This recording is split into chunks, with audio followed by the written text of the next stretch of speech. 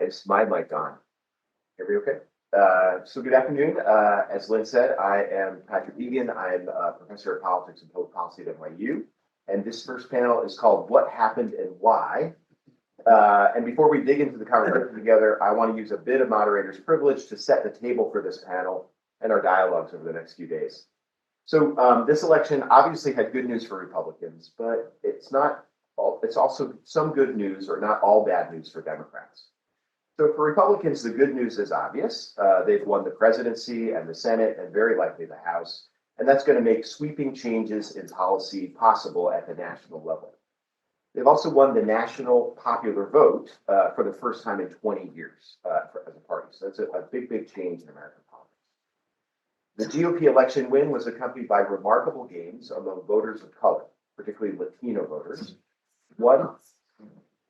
One out of every three non-white voters supported Trump this year, which is likely the best performance of any Republican candidate among voters of color since at least 2004. The GOP made gains among young people, particularly young men, who narrowly supported a GOP presidential candidate for the first time in many, many cycles. And Trump was particularly exactly. That's right. I already have a rock contour. Trump. Yep.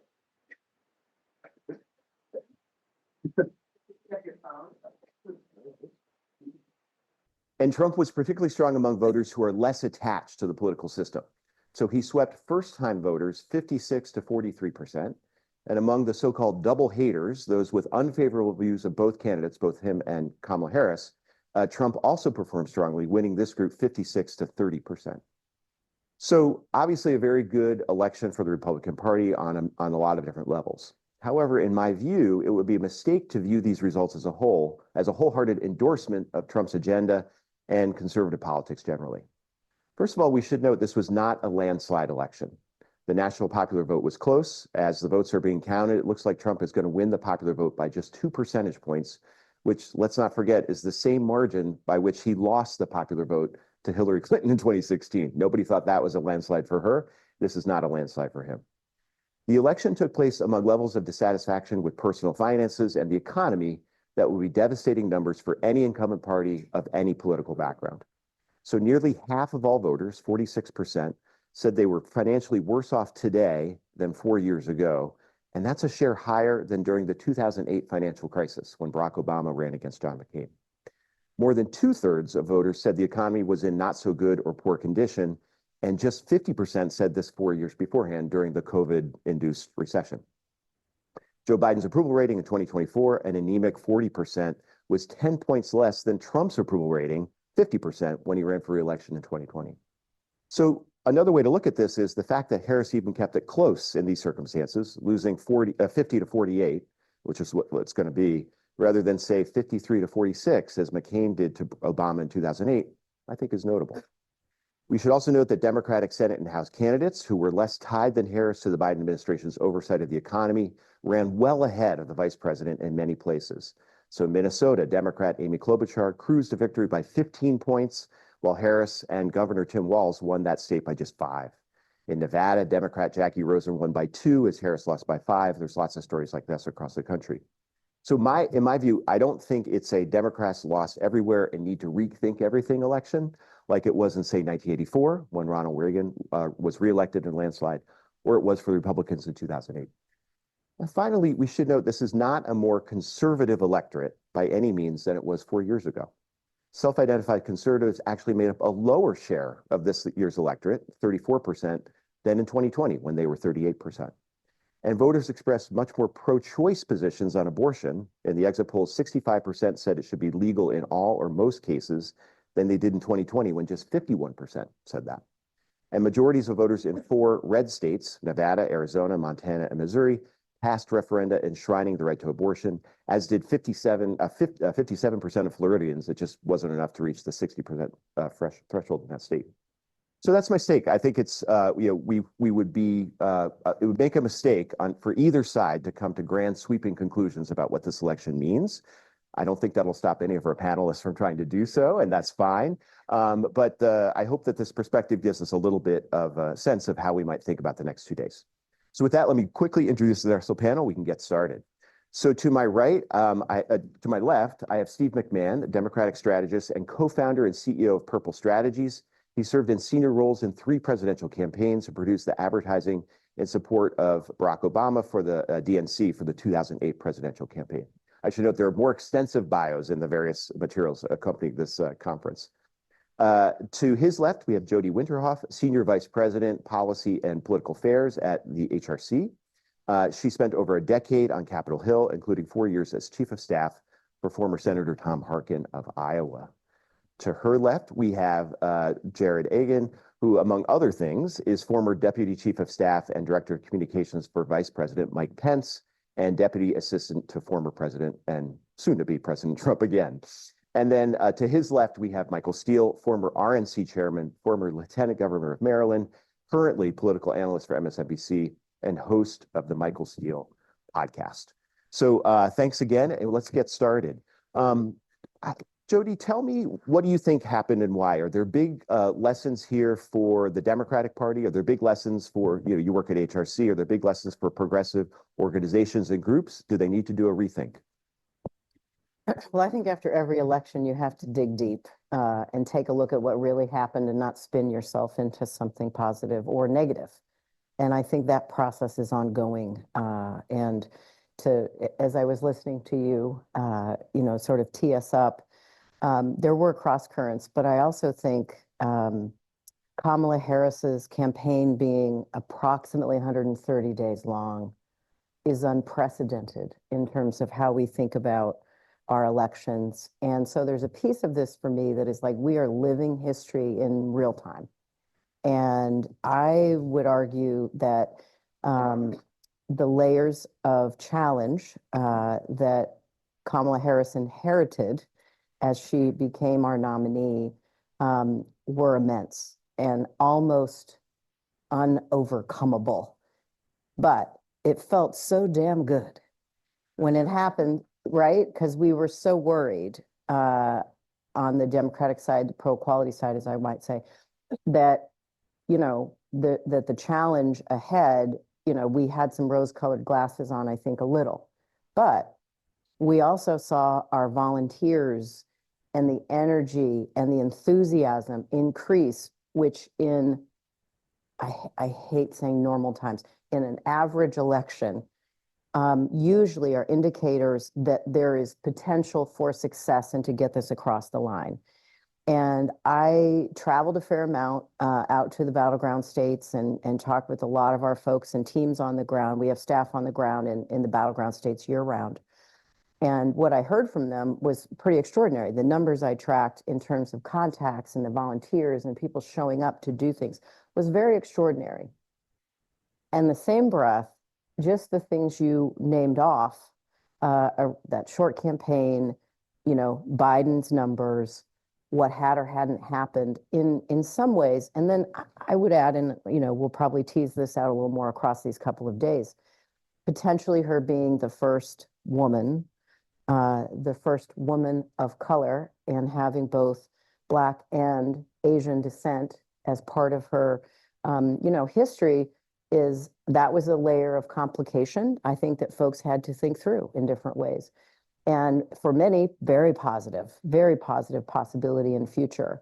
But I think for others, so when you stack up all of these things, and I'm going top line on my narrative because then I'm gonna see what these guys do. But what I would say is that's very complex.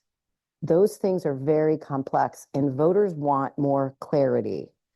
They were concerned about the economy. They were concerned about prices. I would argue that some of the transgender ads and things were more a distraction when they actually went to vote, but we'll tease that out too.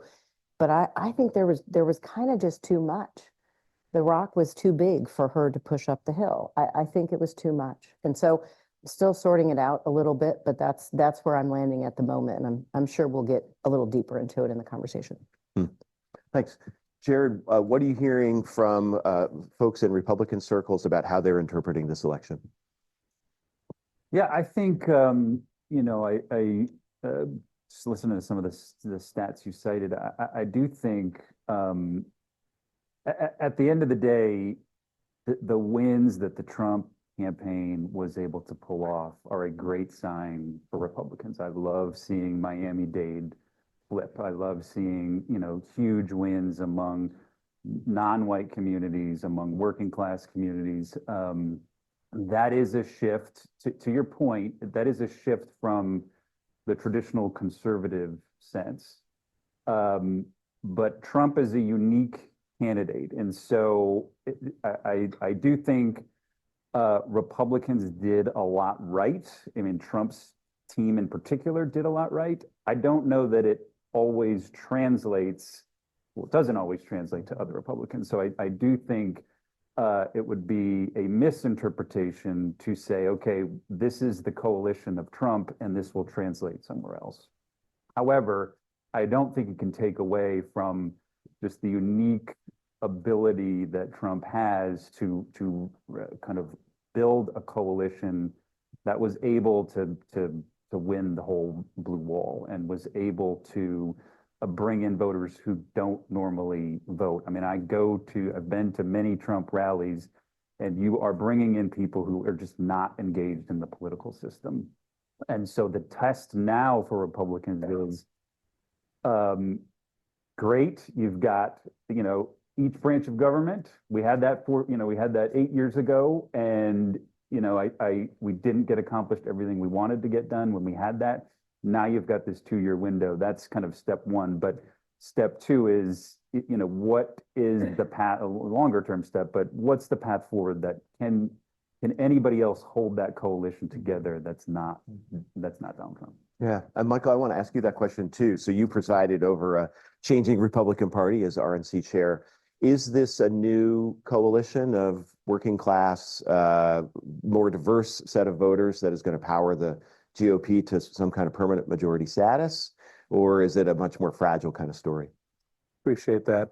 First off, it's great to be back with everyone. It's good to see you and all the students, and looking forward to your questions. Yeah, I think the dynamics for me, having run the party and watched this evolution occur real time within the Republican Party, for me, I've always had to put it in a historical context because I think people lose sight of what's happening now because they don't really understand its origin story. For Republicans, this has really been an internal struggle for 80 years, 70 years. Goes back to the Roosevelt era,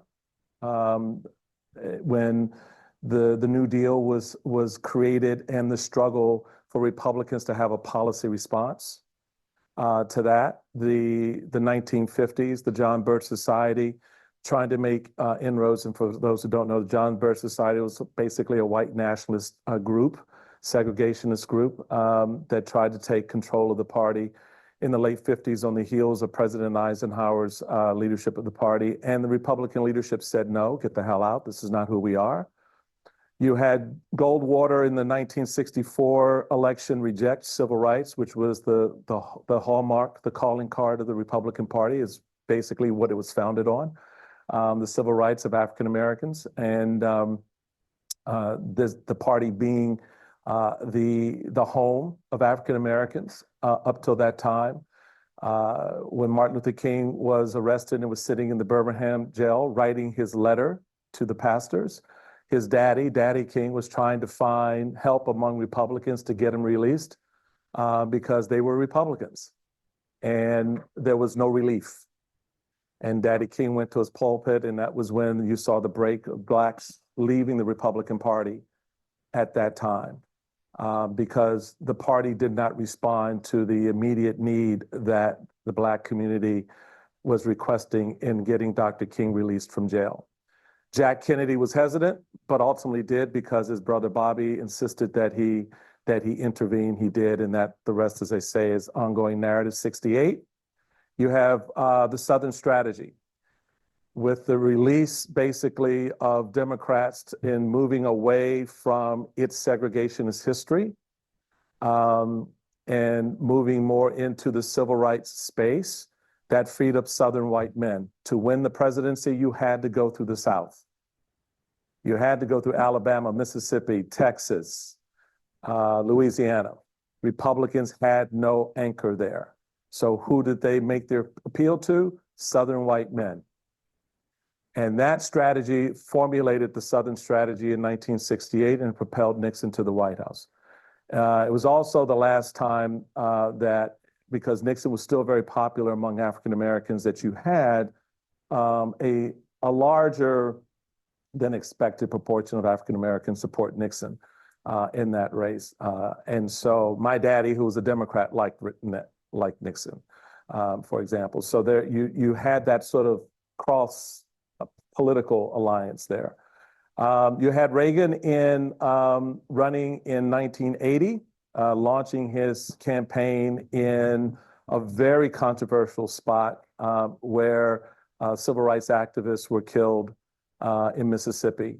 And he launched his campaign there. Why? To appeal to Southern white men, male voters, to launch his campaign. So you have this history of the party dealing with its own struggles around issues of race and its issues with those who, like the John Birch Society, bring a more nationalistic view to the table.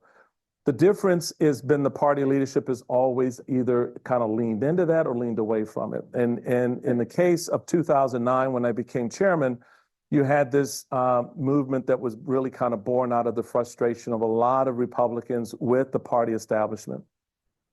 The big government republicanism, as it was called under George Bush, the Iraqi wars, Afghanistan, certainly the level of spending really rankled a lot of Republican conservatives from a fiscal perspective. And that sort of formed itself into this Tea Party, which were independent actors who were just like a loose coalition of voters and activists who were tired of the way the Republican Party leadership was not responding, basically taking advantage of them. So on issues like abortion, there was a lot of promises to overturn Roe versus Wade. Give me your money and we'll go do that. Give me your money and we'll elect Republicans who will do that. They gave the money. They went out and fought for those candidates. They won those elections and nothing happened. And so that further animated the angst and the frustration. And I'll never forget, I'd been on the job as national chairman about 2 months, and I got a request to meet with this group of people calling themselves Tea Party. And I, of course, was new chairman. So I'm like, hey, yeah, let's all come to the table and sit down and talk, right? So they all, 50 of them representing each state, came to Washington and they sat down at the table and they cussed me out. They told me they hated the party, they were angry at its leadership, and they were tired of being treated as if they did not matter. And so that was the first real wake-up call for me as a national chairman, that I then had to go translate to then Majority Leader Mitch McConnell and Minority Leader John Boehner in the House, and sit down and say, fellas, we have a problem. There is a growing segment of our base that is now on the move towards something different. And we need to figure out what that is, and we need to get in front of it.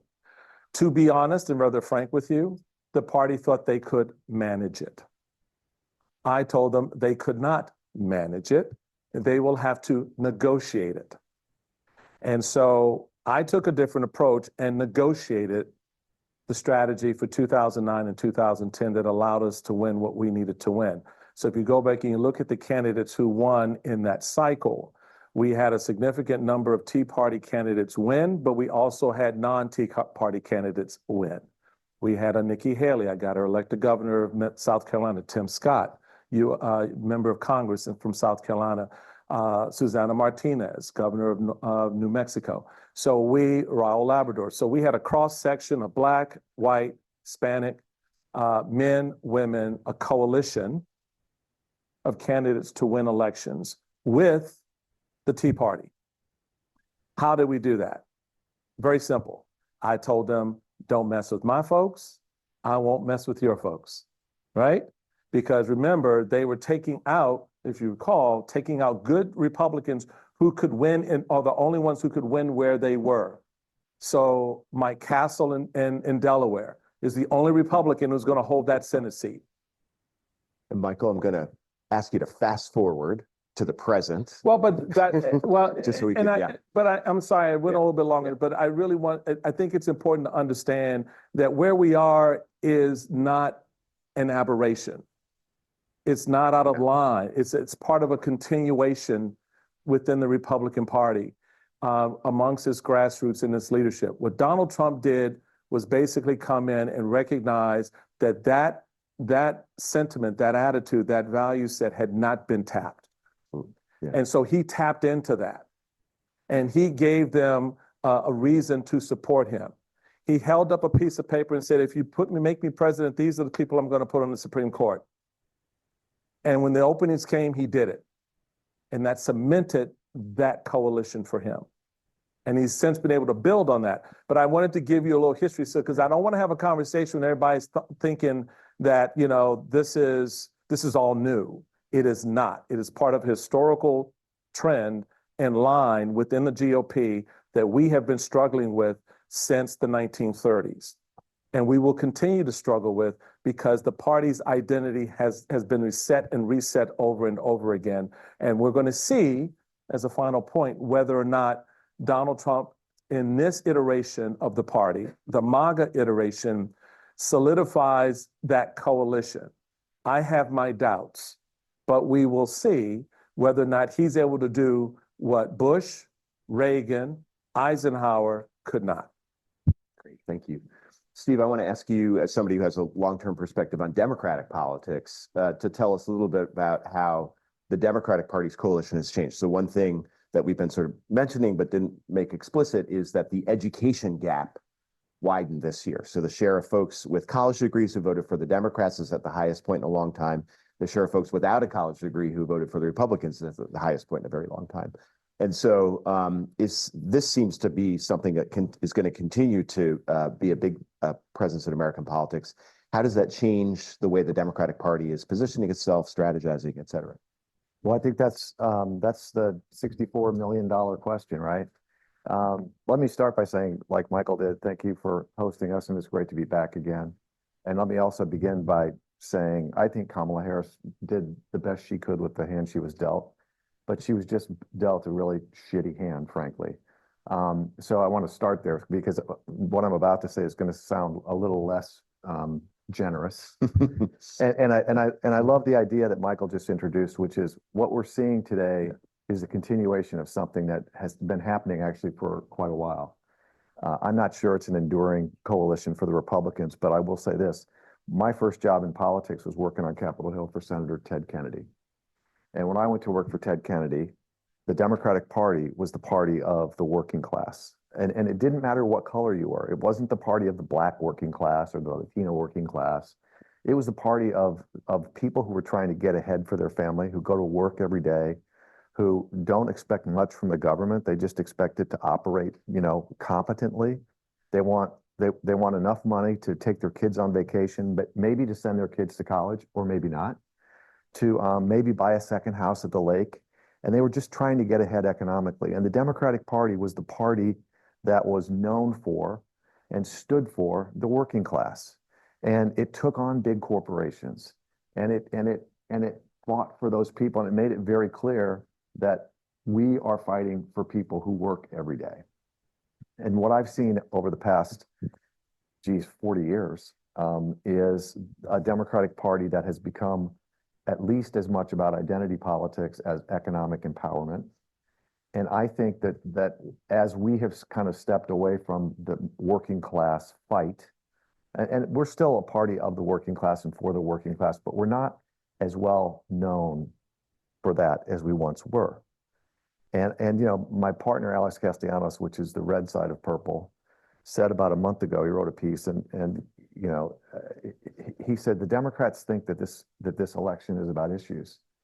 And this election is really about culture. And the issues don't matter as much as, you know, what side of that cultural divide voters are going to be on. And so here's my final data point, which I think underscores both the problem and the challenge that the Democratic Party faces. When Barack Obama ran for re-election in 2012, this is just one fact that I think tells a really powerful story and is consistent with what Michael was just talking about. When Barack Obama ran for re-election in 2012, non-college, non-white voters broke for Barack Obama 67-33. Last week, non-white, non-college voters, which used to be the Democratic Party's bread and butter, broke for Trump 66-34. Now think about that for a second. The Democratic Party, it's one thing to lose white voters, which we've done consistently ever since. I think Lyndon Johnson was the last Democratic presidential candidate who won white voters 60 years ago. 60 years ago. Okay, so we lost white voters, but we still won elections.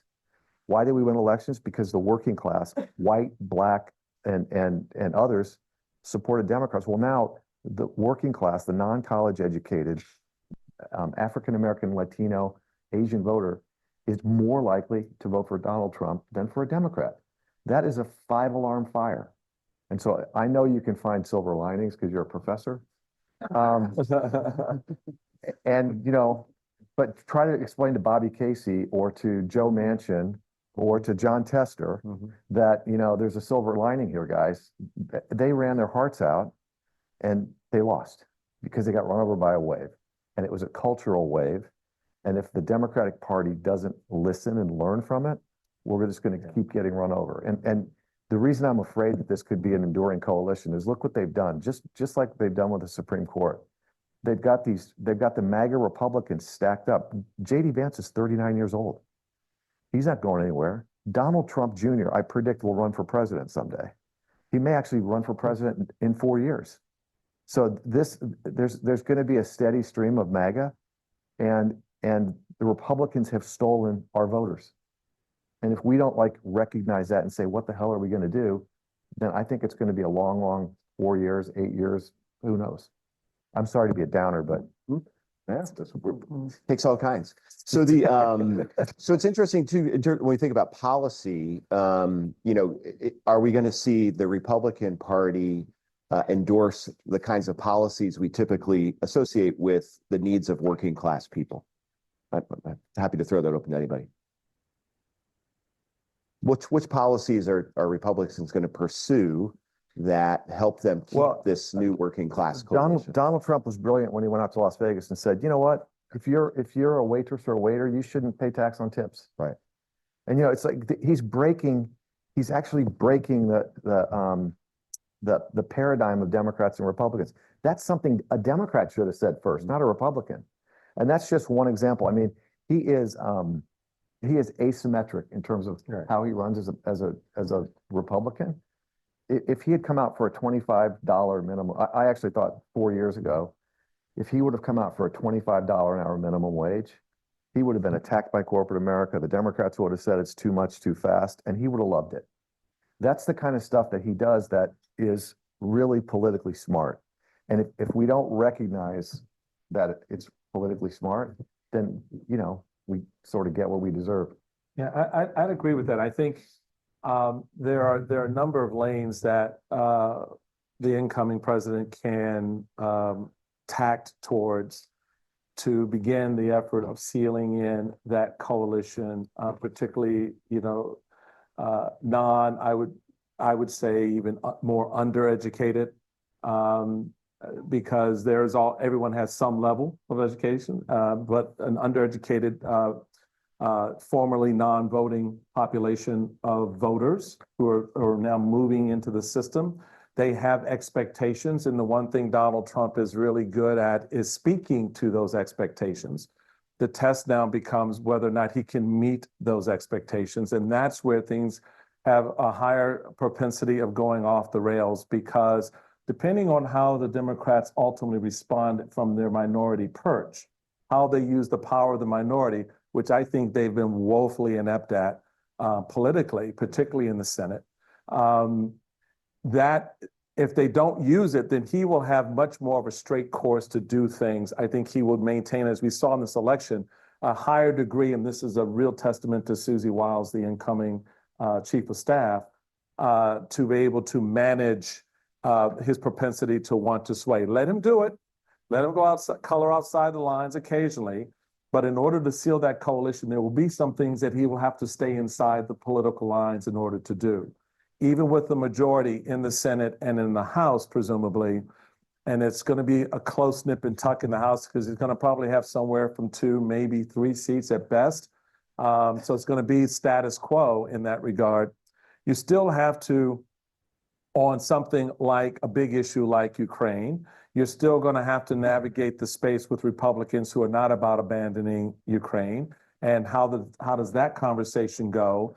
But more importantly, on the more social side, domestic side of the equation, how do you take advantage of the growth that's occurring inside the American economy and then translate that so that there is real benefits? So to Steve's point, that's where you will see conversation and efforts around, no tax on tips and repealing the SALT tax, the state and local tax, which I really want them to do. And would not help working class people. I thought, Yeah. no, It's actually, nothing for working class people. it does help working class people, I think, to the extent that, You need to be deducting a lot of stuff off your well, taxes for but look, if you're making, but it's a legitimate question about the benefit that it has, and that's something that the analysts will do. But that your state and local taxes that you pay, you could one time deduct from your federal income tax, right? So if you got paid $10,000 in state and local tax, that was a $10,000 deduction you could take on the federal side of your ledger. So the Congress and the Senate removed that. I thought that was a bad idea. Why? Because even that $10,000 goes a long ways to helping families reduce their federal tax burden. And so I think narratively, that's a good conversation for Donald Trump to have, right? Because he can talk about it in plain speak. He doesn't have to just the general reaction when you did that, I'm telling you, working class people would not look at me for proposing it. They would look at you for opposing it. And that's the space that Donald Trump operates the best in, when he may say something that make you go, what the hell are you talking about, right? And everybody's like, oh, we got what he's talking about. Why are you against it? And so that's going to be interesting to see how Democrats are able to operate in this space as he's trying to Steve's point, solidify this new coalition around the issues, particularly cultural and social issues. How much do they back off of the narratives on transgenderism in sports? How much do the left back off of some of its economic proposals and its environmental proposals? That's going to be the space where if Donald Trump colors within the political lines and stays within those lines, he can solidify a lot of those gains, I think. Yeah, and again, I'll just say one thing and then JoDee, please. I think it's interesting too, because a number of the things that we're hearing the Republicans are talking about doing, for example, cutting back Obamacare subsidies. That's like, those are Republican voters now who are relying on Obamacare for health insurance, right? So there's a number of these policies, cutting back food stamps. That's now a lot of Republican voters, right? Yeah. So the kinds of programs that Democrats have traditionally supported, Republicans have traditionally opposed. Do we see any interesting do-si-do here because of the party's coalitions changing? I don't know, but I think it's not an uncomplicated question. They will, yeah. Yeah, right. Of course, JoDee, please. Yeah. I feel like we're starting to get into the space of fantastical thinking and around Donald Trump and thinking that he governs in a way that is disciplined. Oh, I'm not saying right. Don't get me wrong. I'm not saying that. No, I understand, but I'm just saying it feels like we're heading that direction. And so, as I can say, for the LGBTQ community, through his multiple elections, we've had his number. He is not for us. Folks can say he likes gay people. I've been through that before. And so, we have his number. Our coalition did not move away from Harris as a pro-equality candidate.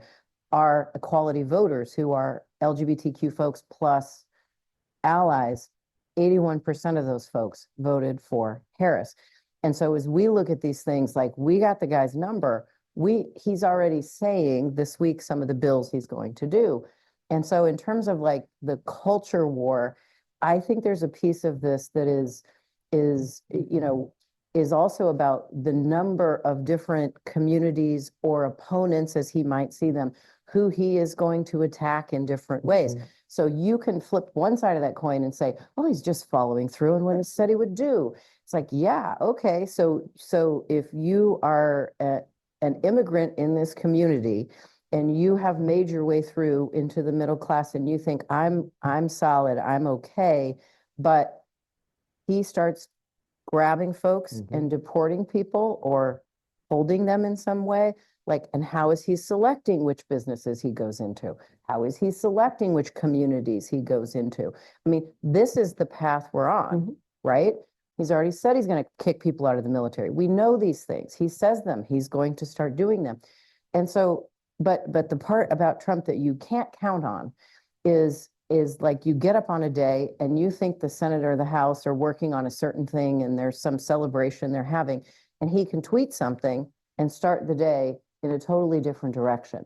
So it's really fantastical thinking to think that he's going to bring some amount of discipline to this. I don't know who's, the one thing I will say is towards the end of the election, he did kind of stop talking about Biden being old and somewhat incapacitated, and he sort of set that aside, but that took him weeks to do after Kamala was our nominee. And so once we get into the area of normalizing what Trump has done in this campaign and will do as a president, it's like that's dangerous territory, in my opinion. I do think,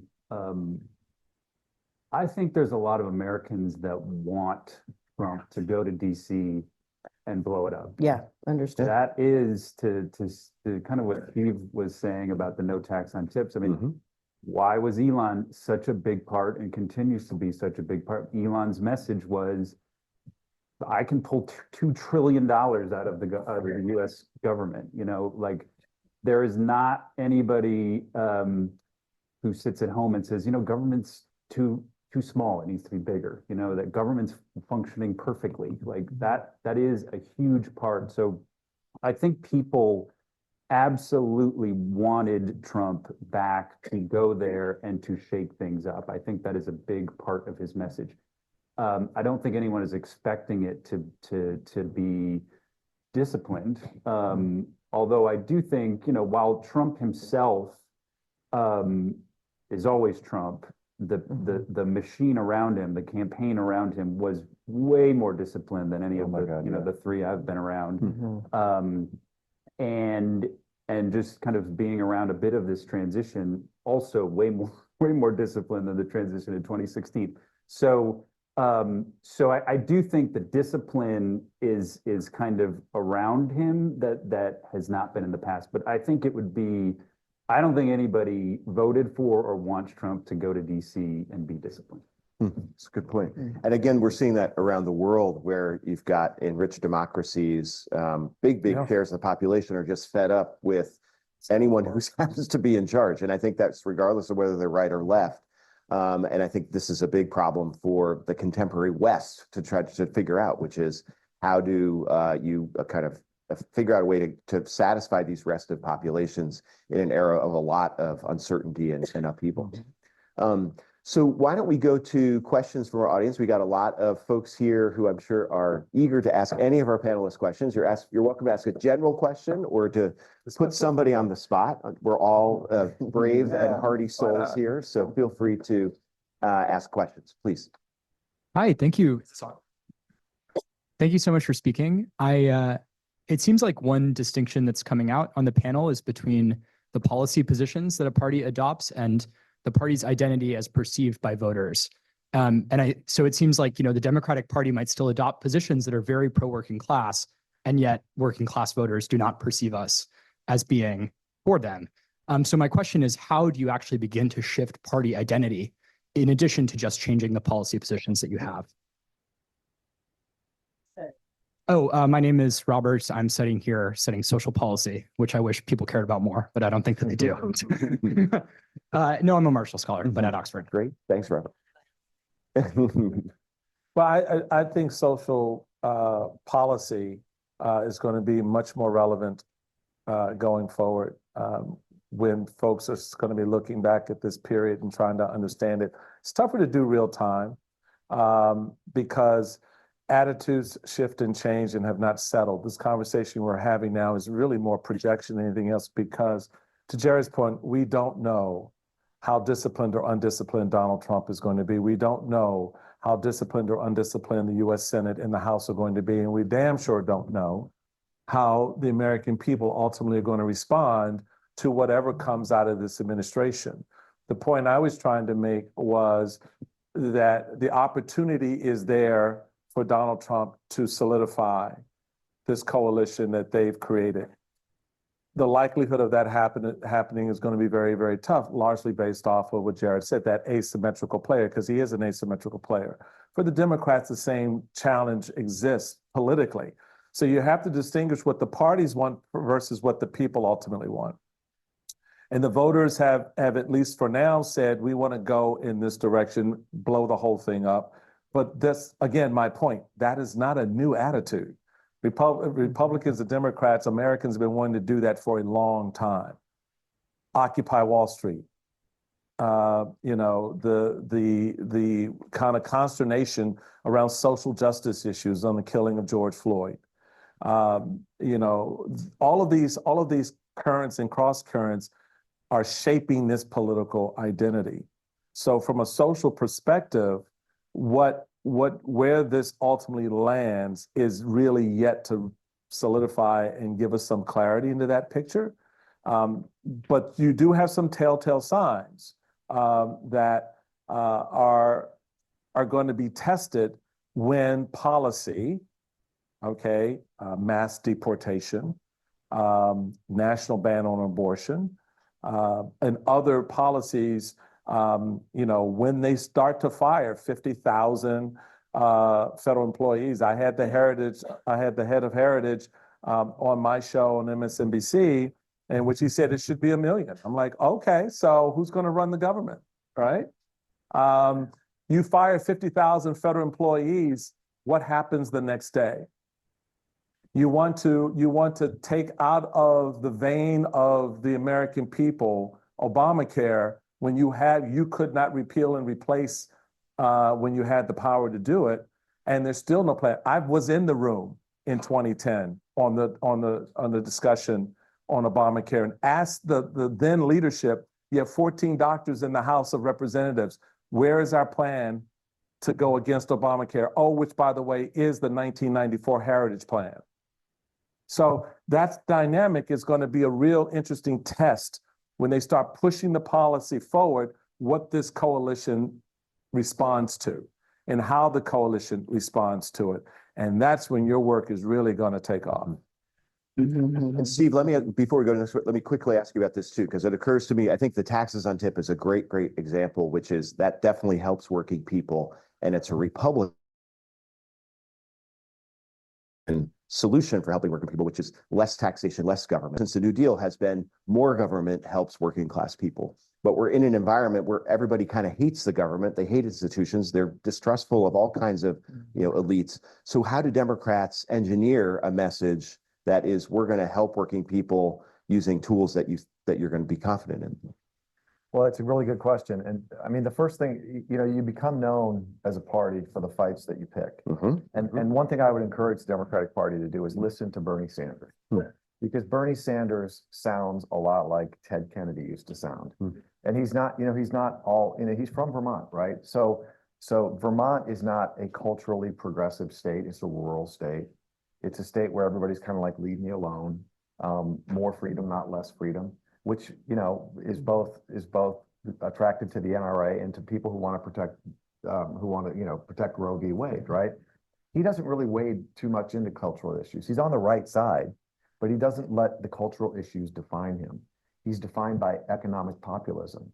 And Donald Trump has come in and sort of stolen economic populism away from Democrats. He actually sounds you know, he's not crazy. He sounds more like Bernie Sanders than Mitt Romney. And we should all learn something from that, because guess what? That's working. That's winning. And when our answer to, you know, defund the police was one of the things that defined our party for 2 or 3 years in a way that made it difficult for us to talk about crime when people were concerned about crime. And it wasn't the entire party saying defund the police. It was a few people who put a label on something that was a ridiculously stupid label, and the whole party had to live with it. So it's like, the first thing is don't do dumb things. And then the second is listen to the people who are speaking to the middle class, because if 67 or 65% of the vote is non-college educated in the United States of America, 65%. If you're not talking to those people, if you're just talking to the faculty lounges, forgive me, and the rooms like this, then you're not in the real world. And that's I think what we saw happen. 9 out of the past 10 elections in America, starting in 2006, have been change elections. 9 out of 10. In the democracies around the world, inflation and immigration have driven the ruling parties out almost across the board. Regardless of the right or left. Exactly. Right. Mhm. So, and here in the Yeah. UK. So, and it's the same, it's inflation, it's immigration, it's the displacement of people economically that is causing them to react the way that they're reacting in politics. And we have to recognize that and embrace it and work with it. So my advice would be listen to Bernie Sanders and don't do dumb things. Okay, let's take another question.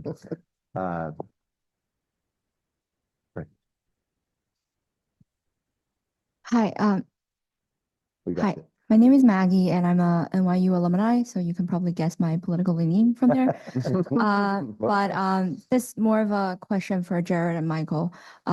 Michael has already sort of mentioned the Heritage Foundation, so my question is about Project 2025. You see Trump sort of trying to distance himself from Project 2025 on the campaign trail, but you also see Democrats and progressive trying to strategize over the next 4 years, using that as sort of a guideline. From the perspective of political insider, can you just talk a little bit about how Project 2025 came about, and how do you think that's going to align with Trump's policy in the next 4 years? Great. Yeah, Jarrod, tell us what you're hearing about 2025. Yeah, I think the emphasis on Project 2025 was a mistake politically. For which side? For the Harris side. I mean, Okay.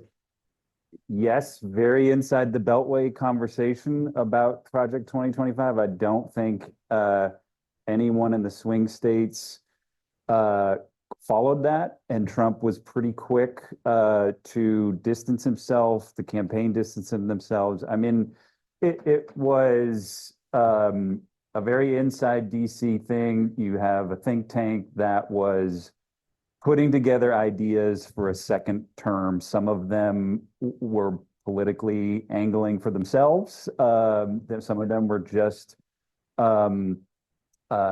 setting things up of what they would want to see. There was a couple of these. There's of former Trump alumni that were doing them. I know that the campaign really went hard against it pretty early, even before the Harris campaign, started to use it. I mean, every time that I saw an emphasis on Project 2025, I thought that was a losing message for the Harris campaign. I think as everybody has indicated on this panel, Trump is very hard to define. I guess from some, or not to define, but he's very hard to put in one ideological bucket.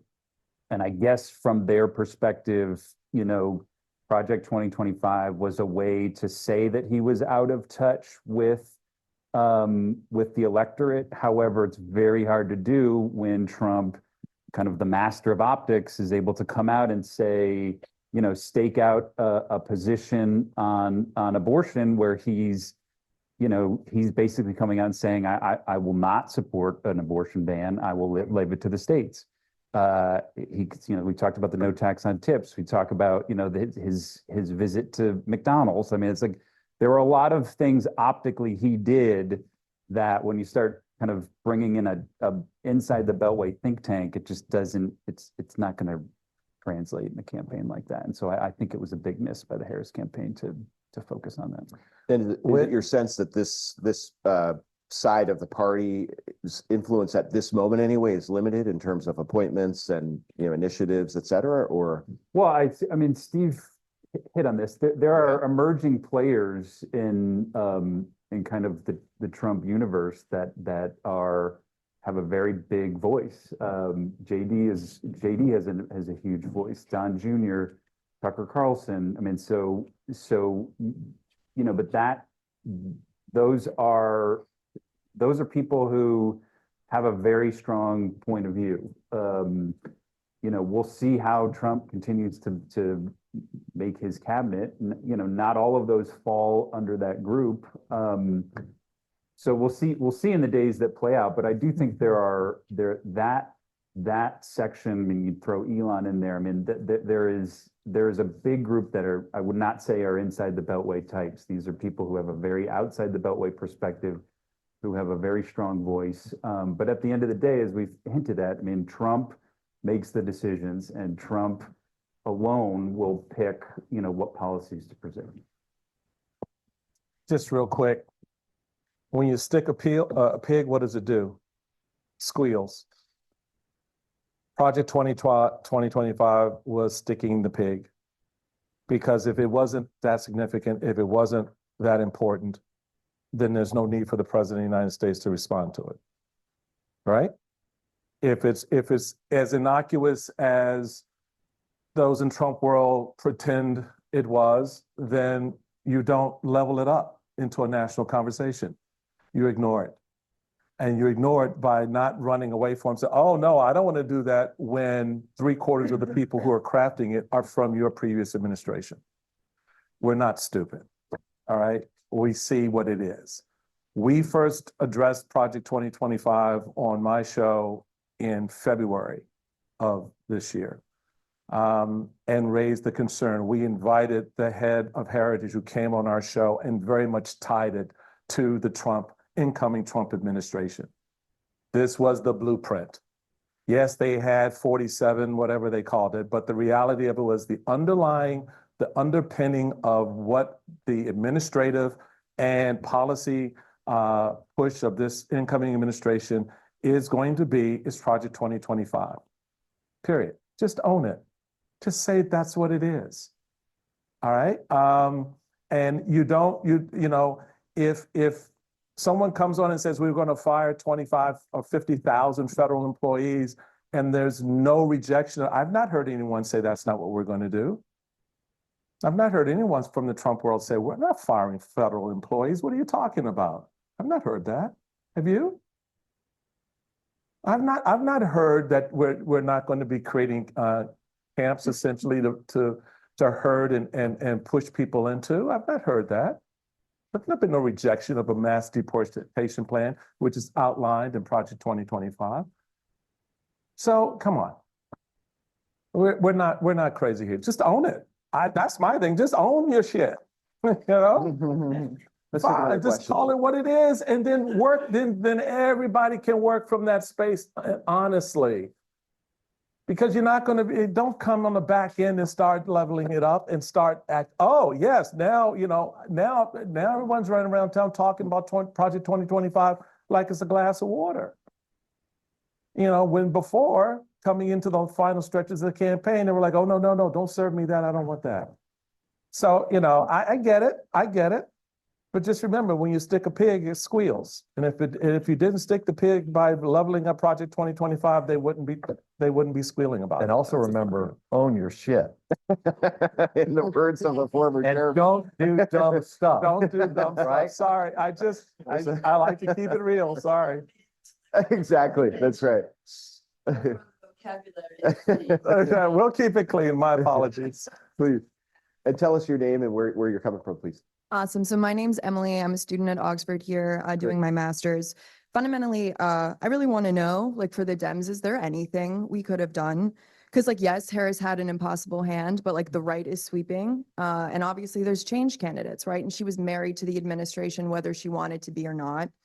And so like, I'm really wondering, like, no matter what we did, right? Like, was there, were we destined to lose? Like, no matter who we ran? Yes, Yeah, right? probably.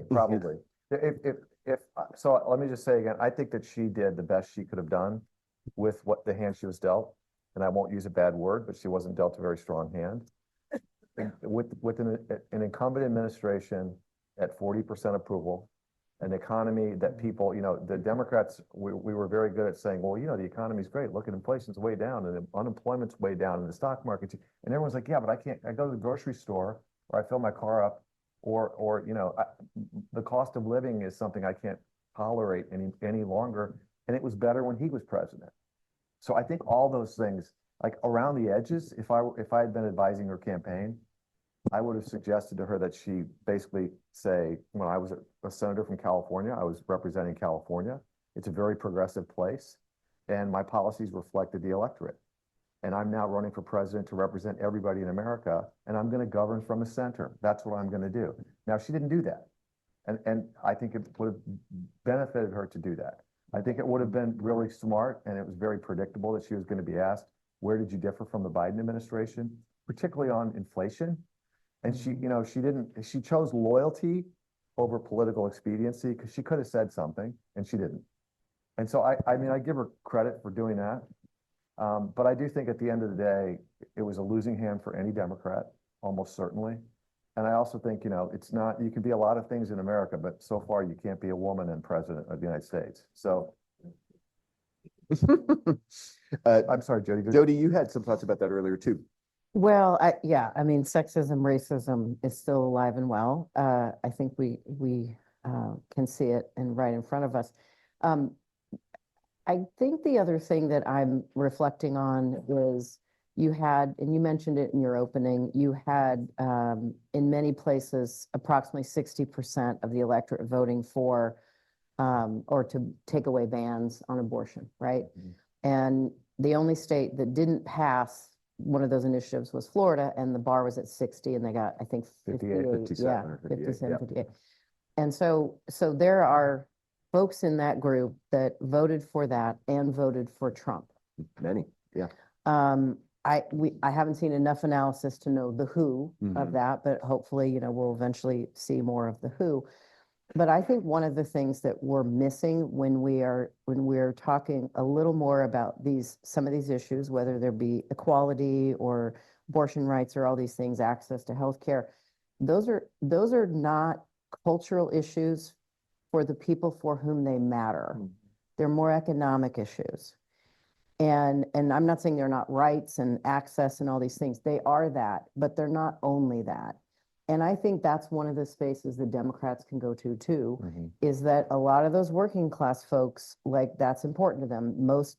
Many of those families, they're both, the couple are working if they're a couple. And then we also have a lot of female headed households in the United States. And so I think that is a space that we are not calculating the decisions and the process that some of those folks are going through.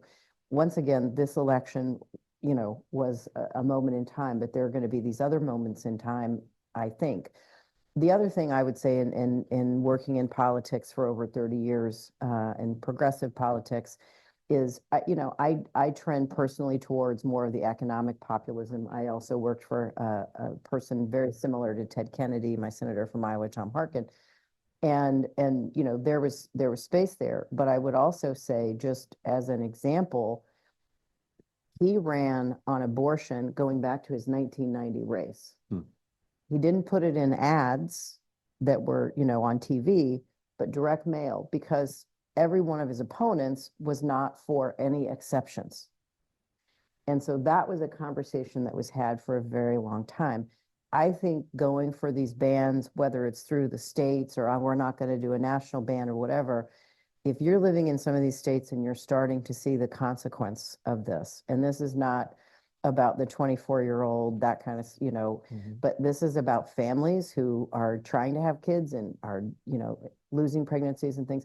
It is a lot more complex, but it is an economic issue. And I think that vein and that part being important as we look at this is an economic issue, is a working class issue. And I think, you know, that's a space we have to navigate. I would offer that I think it's amazingly sexist to think of it not connected to economics. But that's not something that I've teased out enough myself to make those arguments, but it sure feels like it. And so I think that's space for us to also navigate into the future. What is, you know, I think that Democrats went into these last few cycles going, oh, look, the Republicans are having all of these challenges. How are they going to navigate it? And it's like, oh, hello, look in your own house a little bit here and see what you have. And I think that's what we're going to see. I do not think the Republican Party has sorted all of this out quite yet. I think it's still an experiment to some degree around Trump and seeing how this goes. But the Democrats also have a lot of challenges in these spaces. And yet, if Trump goes too far, which is the history we have seen repeat itself, if they take abortion to the level of bans in most states in the country, which is basically where we are, and if that stays and more states get added, or a federal bill gets voted on and we get to see who's voting for it, that is too far. And I think we're going to see some of that backlash. And, you know, I do not remember the Trump years as being years where there were just accomplishments left and right. I recall them as years of like tremendous dysfunction. And yet Trump was an amazing salesman and marketer. And I think that will continue. And so how do those who have a different view and vision for the future of the country navigate that? And that's, you know, where the Democratic Party has to do a deep assessment and analysis and probably some realignment. I will just about the Trump. I do think it was. I mean, this was a unique opportunity where you had a former president running against somebody, you know, she was the vice president. And so to JoDee's point, I disagree, JoDee, respectfully with your point, but it was a chance for the American electorate to compare what were the 4 years of Trump versus the 4 years of Biden and Harris. And the, you know, leading up to the election, more people felt favorably about the Trump years versus the Biden years, and then obviously we saw that play out. So I take a little issue with that. Yeah. Well, you know, it's like mortgage rates were 3% and gas was cheap and groceries were cheap. I mean, it's hard to, it's a rock that's really hard to push up the hill. When we're explaining to people how the economy is really good and really strong, and they're like, yeah, but gas prices are higher, housing is higher, home mortgages are higher. It was better when Trump was in. I mean, it was a pretty simple equation for a middle-class voter. I mean, it's very unfortunate from my perspective, but it's kind of what it was. And now it becomes Trump's problem, just like it's the problem for every new incumbent around the world. It's unclear what happens. And here's the other thing. And this was true when you run the table. I mean, this is one of those be careful what you wish for, because you know, when the Democrats ran the table with Bill Clinton, had both houses of Congress and the presidency, there was a lot of pent-up demand for stuff that the American public wasn't ready for. And that's what led to a backlash that 2 years later, when Democrats took all three houses, you know, Nancy Pelosi had to fight back the left to kind of, but even so, there was a lot of stuff that the country felt like went a little too far. I'm confident that there's pent-up demand. There's pent-up demand on the right, and you can already see it in the way these leadership races are going. There's going to be a lot of demand for things that the middle of the party and the coalition that wins is not going to really want to push, but they may not have a choice because you got Jim Jordan and a lot of like the far right agitating to get the things that they've been waiting generations for, and they may only have 2 years to do it. So I think it's going to be, as a Democrat, as tragic as it is for the country, I think it's going to be so much fun to watch. Because, and as a political commentator, it's like, oh my God, this is going to be like shooting fish in a barrel or fishing in a barrel. Yeah, you know, I mean, Let's take better than eating your cat. Oh, I'm sorry. So much. Thank you all so much for being here. My name's Elena. I'm a Rhodes Scholar from Massachusetts, and I'm doing my doctorate here in politics. I keep hearing a lot about things like culture and identity, and that Democrats emphasized it way too much. But I'm really interested in what that looks like practically for Democrats campaigning going forwards. Should we expect that Democrats no longer publicly defend LGBTQ Americans? Should we expect that takes less of a role in their campaigning, their speeches, their defense? Same thing for women or immigrants if and when mass deportations start. How do Democrats change what they say if culture and identity truly is the issue, or should they? Let's, JoDee, let's hear what you have to say Yeah. about that. Well, I would say a couple things. There will be, and there always are, a few folks who will say we have to do some of this differently, or it was too extreme in one way or another. But there are a couple of things. One, this next generation, probably your generation, actually in the US is identifying as almost 30% LGBTQ. And there are just facts in terms of like the future voters and what this will look like.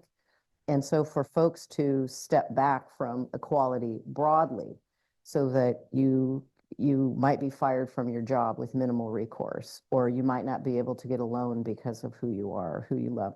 Those kinds of things, I think, won't be acceptable publicly. I think there's a debate, just like there was during the civil rights era on race in the 60s, where, you know, okay, what about those public spaces and how is this going to work? Those same debates. And folks don't talk about it, but women were not included in every title of the original Civil Rights Act. So some of the policies we work on would actually include women. If you basically count women, and we can make an argument that is more connected to people's day-to-day lives, and if you count the LGBTQ community, that's well over a majority of folks. You get to about upper 50s, almost 60% of the population. That's a lot. And so I do think there's still a path. I also would say this is one of the challenges. So, you know, welcome to my world, is that, you know, you have the Democrats as a caucus fully supporting those civil rights for LGBTQ people. You have Republicans, we have a few who voted for the Respect for Marriage Act that came after the Dobbs decision, you know, the Clarence Thomas line in there, like, we're coming for you too stuff. So the Congress passed that bill and Joe Biden signed it into law in December of 2023. And so, you know, there's a big divide there, but I think Republicans would be remiss to come too hard or too far down that path, because there will be pushback in the country. And so, you know, it's not as clear as it's been even in past elections, but I think it will be difficult for folks to step back. I would argue that some of these issues are the same way abortion progressed in our country or didn't progress in our country in the 90s. There were all sorts of things. Waiting periods, parental consent, can't cross state lines.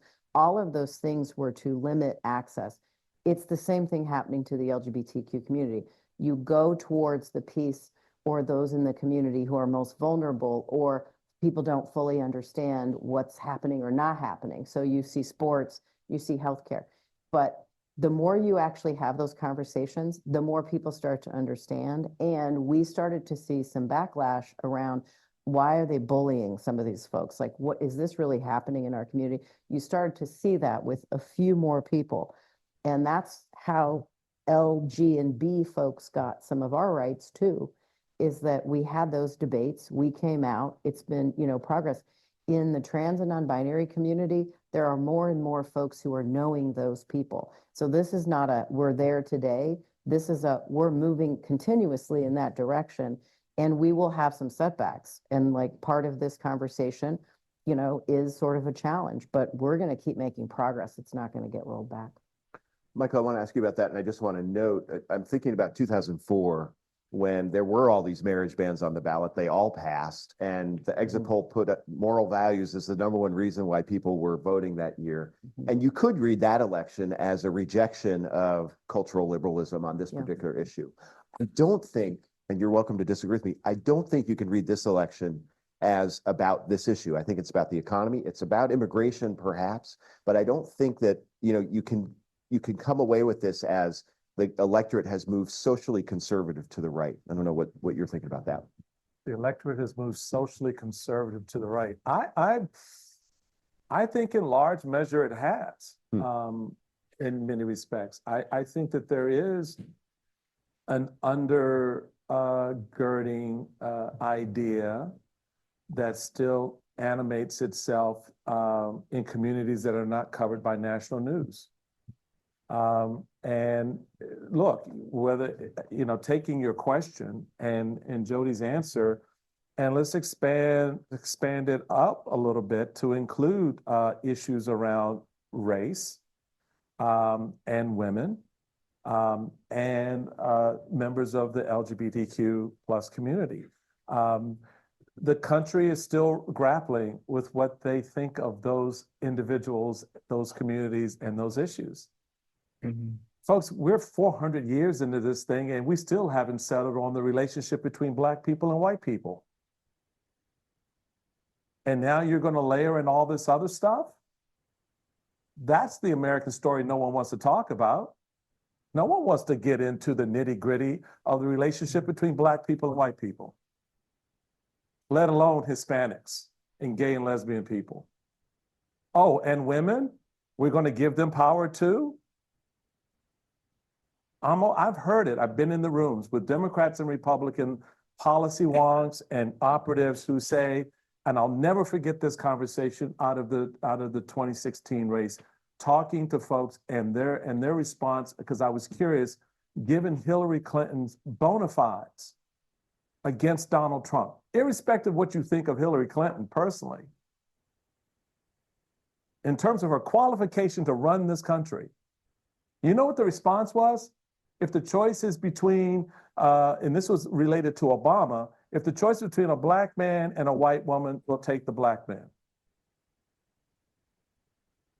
So when you get to 2016, okay, gotcha. You got Donald Trump and Hillary Clinton. Give us crazy. Okay, 2024, you got a Black Asian woman and Donald Trump. Give us more crazy. All right? Everybody backstepping excuses not to elect the woman. And as I said over and over again, what Kamala Harris had to do in 107 days is to prove that she could do the job, which she did, to prove that she was not a threat, right, to cultural standards and other things, which I believe she did. And she had to go through all of these hoops to show everybody that she could be president wearing high heels and doing it backwards. And the country said no. So there are a lot of things that we still, I think, will have to grapple with that will be masked by public policy, but still won't get to the underlying discussion of race and gender in the United States, because we have a problem with it that we're just not confronting. And I look at the response to the narratives emanating out of the Black community. When Black folks started telling their side of history, the reaction by a lot of white folks was like, why are we talking about that? I don't know, you're not gonna rewrite history. Baby, we're not rewriting history. We're telling you what our lived history is and was. And why can't we do that? Why does it trigger you to hear about the cause and effects of slavery on the Black community in 2024? Why does that trigger you so much? Why do you get triggered when we talk about what Jim Crow did and still does in an updated form? Why does it trigger you when we talk about the impact economically, educationally, that it is having on the community? And so until we're really honest about these conversations, whether it's in the LGBTQ lane, whether it's in the African-American, in the Hispanic lane, all these various lanes, unless you're going to come to the conversation honestly, just don't have it until you're ready, right? Because otherwise you're not really dealing with it. And we just paper over it and paper it over election after election. I personally was offended when you throw up gold lame shoes and said, this is a conversation I want to have with Black people. A lot of people didn't think it was. I was, right? Okay, so can we have the conversation why? That's offensive? It's, so I think that gets to a lot for folks is we don't really want to have the conversation that makes you uncomfortable. And we see it in Europe too. Everybody doesn't want to have a conversation about the migration and the influx of people of color into safe white spaces and how that changes the national standard, the national attitude, and I think makes things better. But yeah, you got to deal with stuff. When you demonize the Haitian community by saying they're eating pets, people's pets, their cats and their dogs, what the hell is that? Seriously? And you look at that community, and they were on the Capitol flagpole. They hung the Haitian flag. Why? Because they were such a value to that community. What was disappointing was the fact that people did not come to make that point and defend against that. So there's a lot to unpack, I think, on that point that just really touches on. I just want the raw, unadulterated conversation. I'm ready anytime anyone wants to have it. And I don't think people are. Okay, we're going to wrap up. I want to thank all of our panelists, Michael Steele, Jarrod, Agen, JoDee Winterhof, Steve McMahon, for a great conversation. It's the first of many we'll be having over the next couple of days. We are going to take a 15-minute break. There is what is called a grazing table. Oh, I don't know about that. Enjoy, and we'll be back here in 15 minutes. Thanks very much.